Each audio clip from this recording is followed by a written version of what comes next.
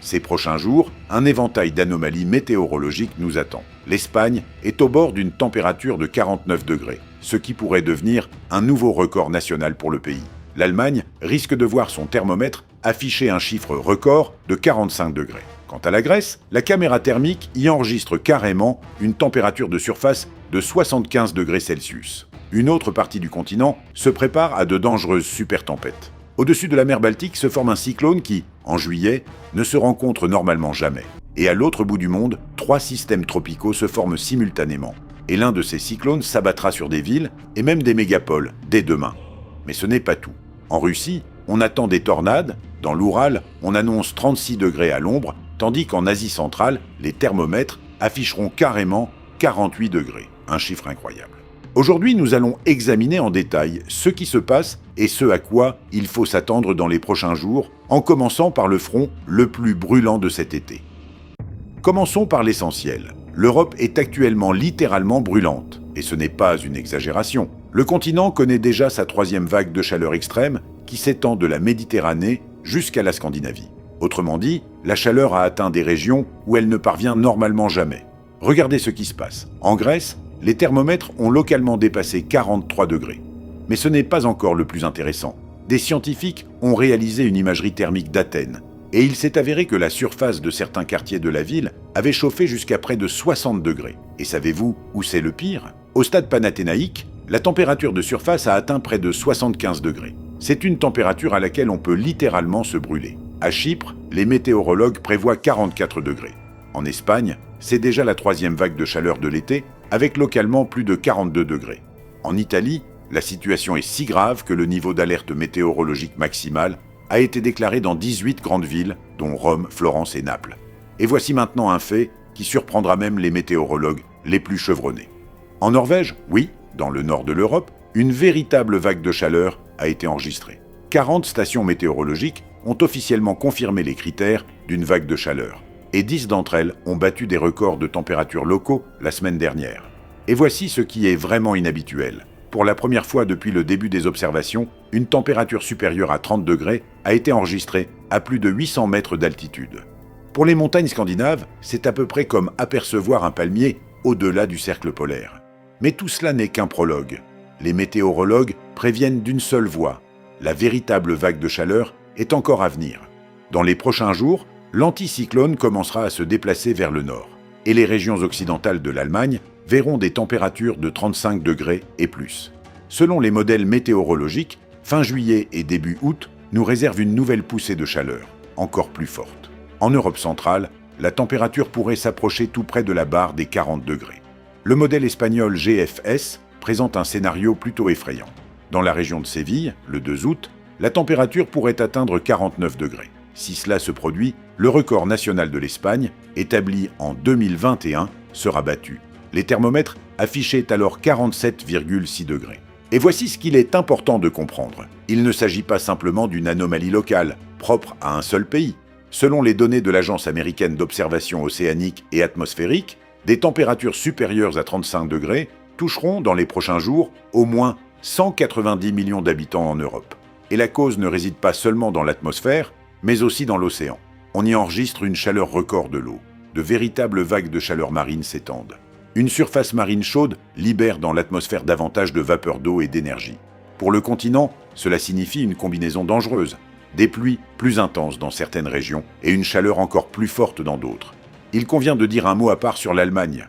Le météorologue local Jan Schenk estime la probabilité de formation de ce qu'on appelle un dôme de chaleur à près de la moitié, 46%.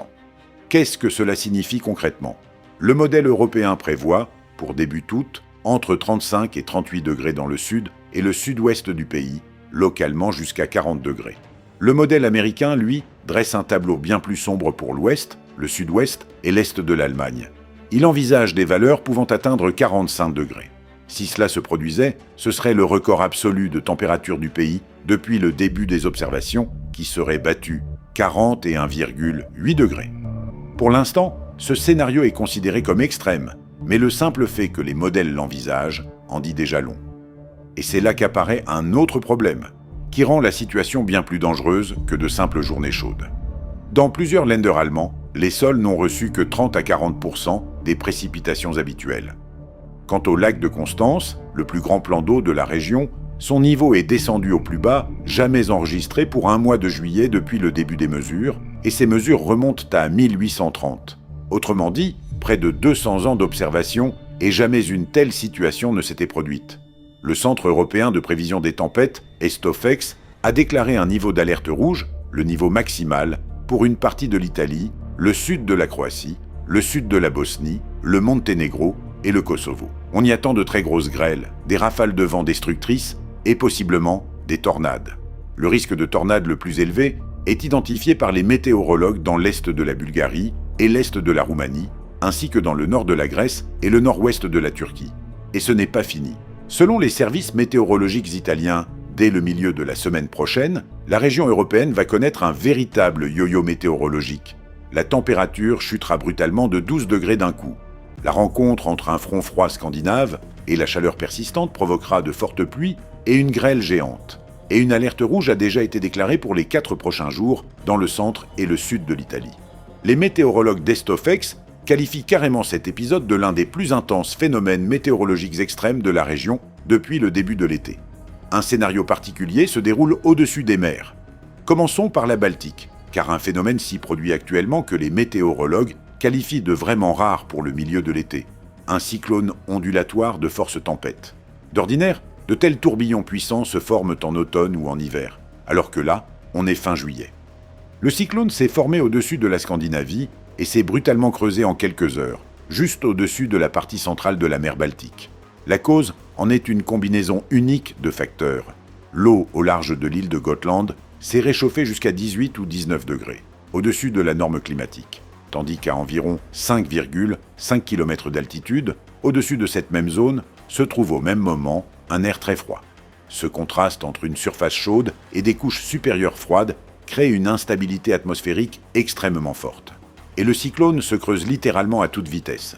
La pression en son centre pourrait descendre jusqu'à 980 hectopascales. Qu'est-ce que cela signifie pour le littoral ? À l'ouest de la région de Kaliningrad, on attend des rafales allant jusqu'à 30 mètres par seconde et jusqu'à 34 mètres par seconde en pleine mer. Près des côtes, la hauteur des vagues atteindra 4 à 5 mètres. Une alerte de tempête a déjà été déclarée dans la région. Le cyclone touchera également le littoral de la Lituanie, de la Lettonie, ainsi que le nord de la Pologne. Pendant ce temps, dans l'Atlantique Nord se forme un autre cyclone profond, un cyclone extratropical classique, à large zone de couverture. Il se dirige vers les îles britanniques et la mer du Nord, en se renforçant en chemin. Dans la partie orientale de la mer du Nord, on attend des rafales allant jusqu'à 17 mètres par seconde. Et au large des côtes allemandes, les rafales de tempête pourraient atteindre 20 mètres par seconde. Les vagues, en pleine mer, s'élèveront jusqu'à 4 mètres. Dans le golfe de Gascogne, au large des côtes ouest de la France et nord de l'Espagne, les météorologues attendent le développement d'un tout autre type d'intempéries, de puissants orages convectifs. La rencontre entre l'air froid atlantique et les eaux côtières réchauffées crée des conditions favorables aux supercellules, et les météorologues espagnols prévoient la formation de ce qu'on appelle une dépression isolée en altitude, un phénomène rare également désigné par le sigle DANA. Elle est susceptible d'apporter de très fortes pluies dans l'ouest de l'Espagne et au Portugal. Et enfin, l'événement qui sera particulièrement suivi ces prochains jours, la naissance d'un cyclone de gêne. Ce phénomène, classique pour la région, se produit lorsque de l'air froid venu du nord fait intrusion dans une masse d'air méditerranéenne chaude et humide. Au large de la côte ouest de la péninsule ibérique, un petit tourbillon cyclonique est déjà en train de se développer. D'ici la fin de la semaine, il se déplacera au nord des Pyrénées et pénétrera dans le golfe de Gênes, d'où, dès le début de la semaine prochaine, il commencera à influencer le temps sur l'Adriatique et les Balkans. Un autre facteur accroît le danger de ce cyclone. La température de la mer Méditerranée est actuellement supérieure d'environ 4 degrés à la norme pluriannuelle et l'Adriatique est plus chaude que d'habitude de 3 à 6 degrés. Une mer plus chaude signifie davantage d'énergie pour l'atmosphère, ce qui veut dire que les tempêtes engendrées par ce cyclone risquent d'être nettement plus puissantes que les orages habituels du mois de juillet. Tournons-nous maintenant vers la Russie, où se prépare également un scénario météorologique particulièrement chargé. Commençons par un fait intéressant qui explique en réalité tout le tableau. Un puissant anticyclone des Açores est actuellement installé au-dessus de l'Europe. C'est justement lui qui maintient la chaleur dont nous parlions au début. Mais les cyclones atlantiques ne disparaissent pas pour autant, Ils ne peuvent tout simplement pas traverser directement ce mur de saut de pression et contournent donc celui-ci par un arc nord-est en passant par la Scandinavie et la Baltique, et c'est justement par cette voie qu'ils atteignent rapidement la Russie. En somme, l'anticyclone au-dessus de l'Europe fonctionne comme un gigantesque réflecteur qui redirige les intempéries droit vers la Russie. Dans l'océan Pacifique non plus, la situation n'est pas calme. 3 systèmes tropicaux sont actuellement actifs simultanément. Le premier est le typhon Noul. Il se dirige vers la Chine à une vitesse de 35 km/h et les météorologues prévoient que, dès demain, il se renforcera pour devenir un typhon à part entière, avec des vents allant jusqu'à 130 km/h. Selon les calculs, il devrait toucher terre sur la côte sud de la Chine. Les météorologues estiment la probabilité de ce scénario à 80%, un niveau de précision très élevé pour une prévision de trajectoire de typhon à 2 jours. Les autorités chinoises ont déjà relevé le niveau d'alerte, et Hong Kong sera également touché. Parallèlement, dans la même région, la tempête tropicale Kiapo frappera les Philippines. La vitesse du vent près du centre est de 75 km/h, avec des rafales jusqu'à 90. La tempête se déplace vers l'ouest à 30 km/h et devrait, selon les prévisions, se renforcer dès ce soir.